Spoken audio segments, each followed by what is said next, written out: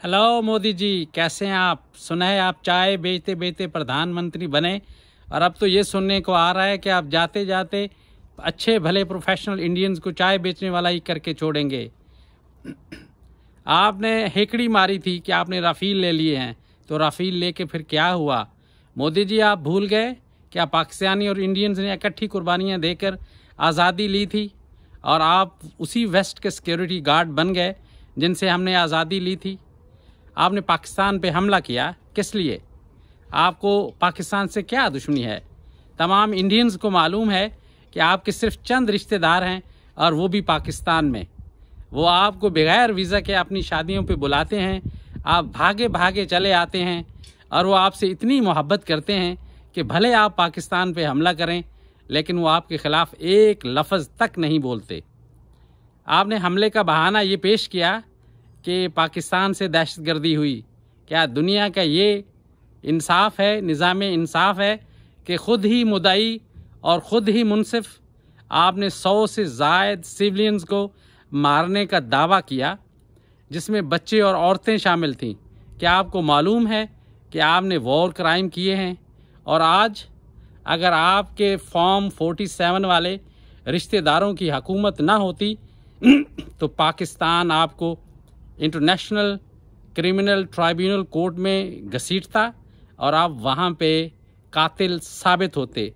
पूरी दुनिया में हम पाकिस्तानी और इंडियंस मिलकर काम करते हैं, एक दूसरे के दोस्त और हमदर्द हैं, लेकिन आप जैसे ये जो चाय फरोश और प्रधानमंत्री बनते हैं, काश कि वो प्रधानमंत्री बनने की बजाय कोई चाय का ढाबा ही खोल लेते तो बेहतर होता।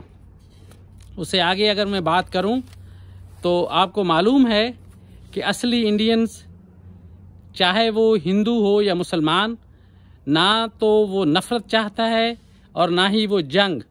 उसका मसला तो तालीम, रोज़गार और सेहत का है, जो कि आप जैसे चाय फरोश उन मसाइल को हल नहीं कर सकते और नफ़रत फैलाकर और तकसीम करके अपना उल्लू सीधा रखना चाहते हैं।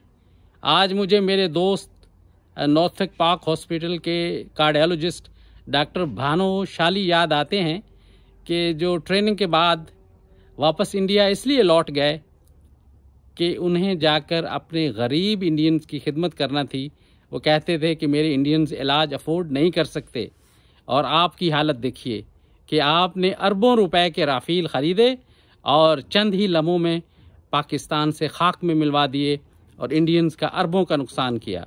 सुनो, तुम्हारे जैसे हरीस इक़्तिदार के भूखे और बूढ़े खड़ूस जो लोगों के, गरीब लोगों के बच्चों को मरवा कर अपना इक़्तिदार कायम रखना चाहते हैं, उन्हें कुछ अकल सीखनी चाहिए कि जिस वेस्ट के वो सिक्योरिटी गार्ड बने फिरते हैं वो तो काम निकलने के बाद पानी तक नहीं पूछते। और आपको शायद अभी अकल आ जानी चाहिए कि जो ट्रंप ने रिसेंट बयान दिया है कि Apple should stop investing India. What does it mean? कि अब तुम्हें कोई घास नहीं डालेगा, अब तुम्हारी इजारादारी खुडे लाइन लगी। और बेहतर ये होश के नाखून लो और ये वार खेलना बंद करो। खुदा हाफिज़।